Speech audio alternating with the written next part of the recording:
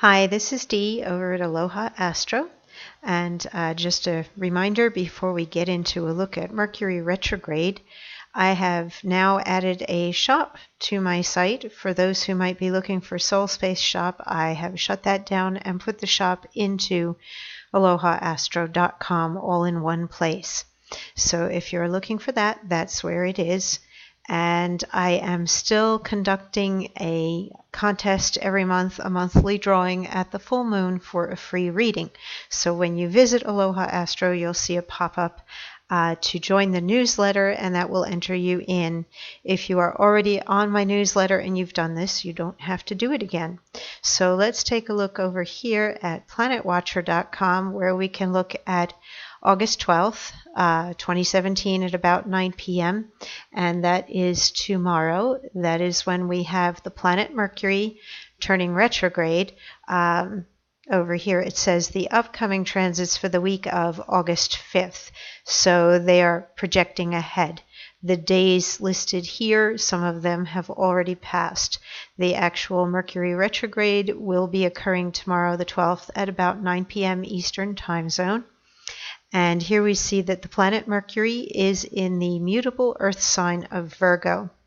Virgo rules the 6th house in a solar chart, and that has to do with your daily habits, hygiene, health, nutrition, exercise, self-discipline, the routines of life, the daily chores of life, maintaining being here in a physical body.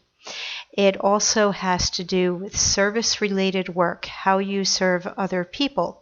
Frequently, people who have a very busy 6th house either work using their bodies or they work on bodies. So in terms of what will Mercury retrograding in that sign of Virgo, which rules the 6th house, mean for you individually? Well, you would have to look and see on the inside of your chart wheel what you have in the 6th house and how that might be active for you. You would also look to see where this symbol Virgo lands in your chart wheel. For me, Virgo sits at the bottom of my chart in the 4th house of home and family and psychological foundations. So I will be going back over things that are of that nature or have to do with home and family.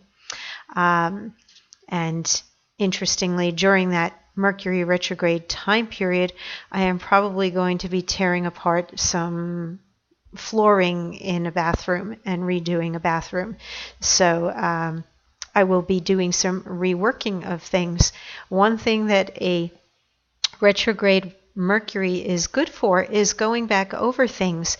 However, you may have heard people speak negatively of Mercury retrograde or fearfully of Mercury retrograde, and there are some things that you should be aware of and be cautious of and take precautions.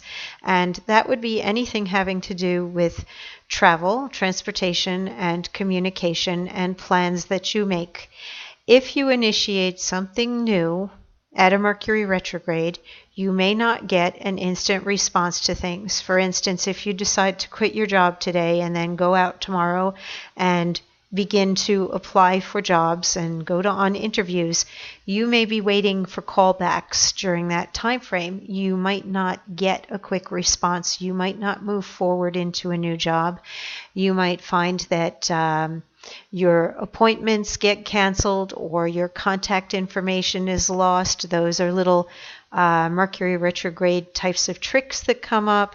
Think of the energy of Loki or Coyote Trickster, Puck, that there are things at work that just alter plans.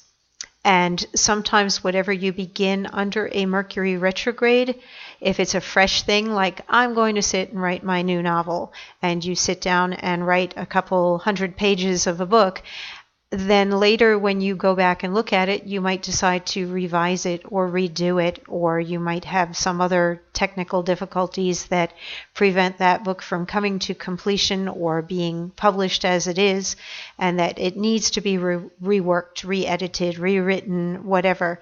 So a lot of times things begun during the Mercury retrograde that are brand new will fall apart.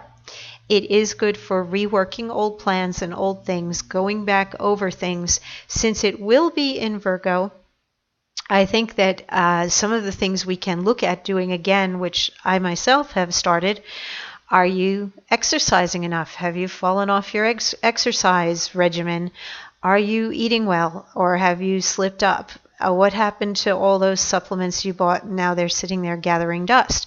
Those are the types of things that you might want to look at while Mercury is in Virgo. And since this also has to do with the little tasks of daily living, such as organizing your home, your closets, your desk, getting things in order, this is also the harvest season. If you consider how humans are programmed seasonally, where not many of us are the planters and the harvesters anymore, or the hunters and gatherers, but some of us still do. And if that is part of your routine, then you may be focused a great deal on what you need to store up for your winter. Do you need to cut wood? Do you need to fix up the exterior of your home and make it ready for winter while you still have pleasant weather to go out and take care of these things? Do you need to harvest food or put up food? These are things that Mercury retrograde in Virgo might help you with. And definitely discernment, the elimination of things that are not necessary. That is also something that Mercury retrograde in Virgo, in no matter what house you have it in within your own chart, no matter how this wheel turns for you based on your time of birth, which would determine your ascendant or rising sign. For instance, my rising sign is Gemini, so my wheel turns a bit. No matter what house you have Virgo energy, you can still practice some discernment and prioritizing and cleaning up and elimination, and get everything neat and orderly. Get it in order. Get that house in order, whatever house or area of life that is. And you can go and if you visit over at my site and you want to see your birth chart, this link will take you to a place where you can put in your birth information. It will show you your rising sign. The rising sign is always off to the left of the chart wheel, labeled AC for ascendant. So that is how you can find out what your rising sign is, and then just count around, look around the chart wheel until you find Virgo. Look to the center of a wheel and you will see what house it is. They are numbered counterclockwise, beginning over near the ascendant to the left. That will help you in determining what area of life you should be looking at cleaning up. Now, presently, Mercury at the time of its retrograde is opposing Neptune, and we have another opposition in the heavens of Venus in Cancer opposing Pluto. And given the current political climate, I am not surprised at the intensity of this opposition. Cancer is in, Venus is in the sign of Cancer, which rules home and family, and the feeling of being safe or secure is very important to this cardinal water sign, and it is in opposition or some challenging energy with Pluto, power, control, in Capricorn, which rules the patriarch or the establishment. And I do feel, for me personally, I am quite concerned about what is going on with the governmental stuff. And I don't want to go too political in this look at what's going on, but there are some real concerns, and the concerns may be on people in general, their homes and their families, versus what the government is up to, and how can we bring this into balance. And I think that Jupiter here in Libra, there needs to be a coming together of people rather than a pushing apart or taking sides.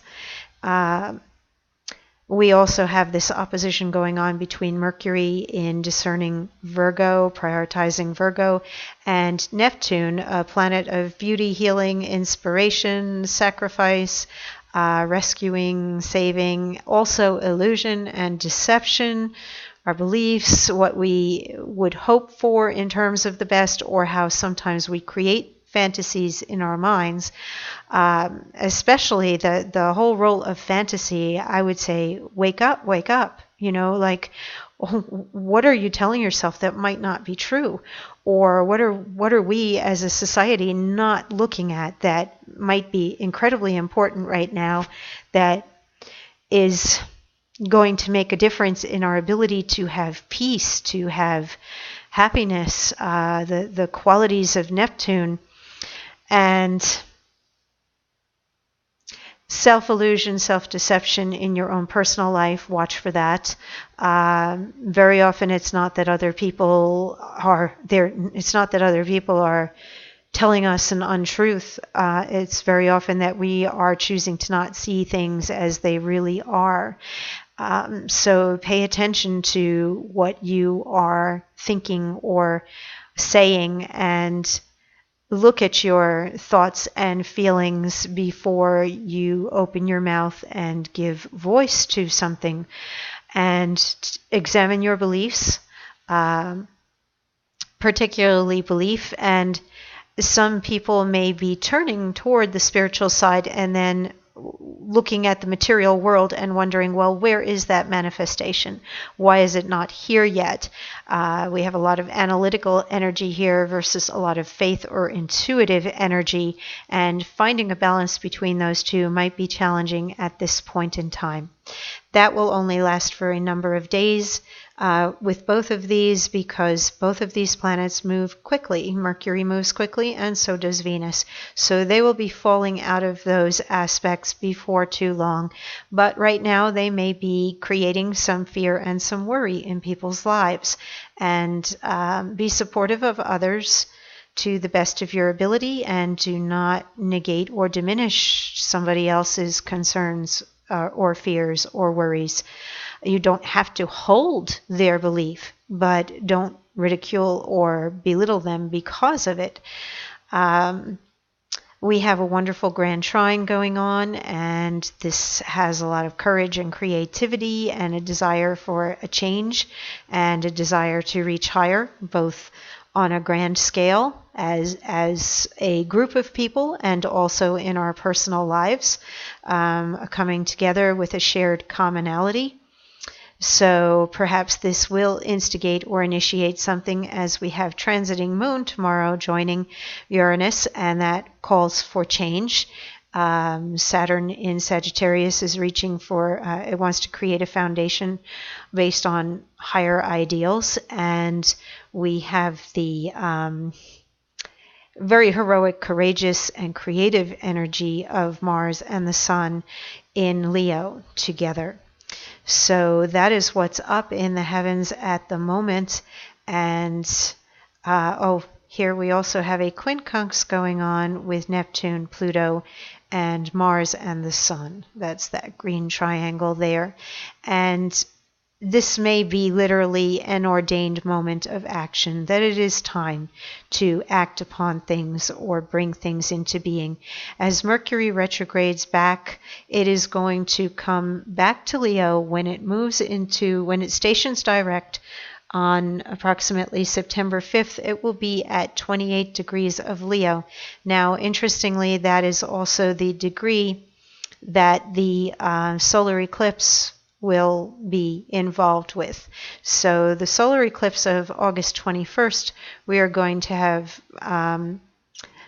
the 28th degree of Leo active, and I am curious to see if something really comes to a head at the solar eclipse, and then not long after that, when we reach approximately September 5th and we have Mercury stationing direct at that eclipse number, are we going to have something come to light fully, or finally something shifts, or whatever major issue is up at the eclipse, will it then be dealt with or come out in the open at the time that we go into September? Let's jump ahead here to September, calendar-wise, and September 5th. So at September 5th, we are going to be seeing Mercury will be back here, and it will be conjunct Mars. They will be right there with the eclipse energy that was activated, and perhaps there will be some change that comes out of it that is for a higher good. And at that point, the sun will be at approximately the same degree that Mercury is tomorrow. And that may also mean that, okay, we've done the cleanup on something. Something is now complete. We've gone back over something. We've completed something.